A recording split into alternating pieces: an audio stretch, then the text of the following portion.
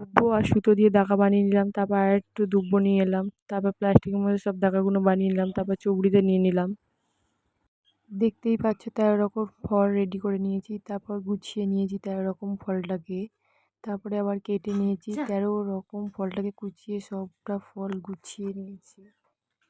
গুছিয়ে নেওয়ার পর আমার ভাগেরটা আমি নিয়ে নিয়েছি পাস করে। তাতেও একটা মাছি ভাগ বসিয়ে দিয়েছে। লাল আলু দিয়ে আমি শিরে বানিয়ে নিলাম। তারপর ধূপ মোমবাতি বাসুতা নিয়ে আমি একটা প্লাস্টিকে বেঁধে নিলাম। তারপর কিছুটা ফুল নিয়ে নিলাম। তারপর সব কিছু চুবড়ির মধ্যে আমি রেডি করে নিলাম।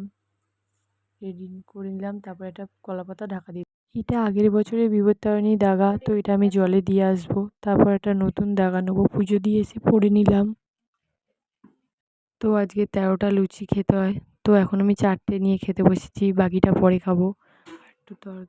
একটু তরকারি আর একটু সুজি নিয়ে নিলাম।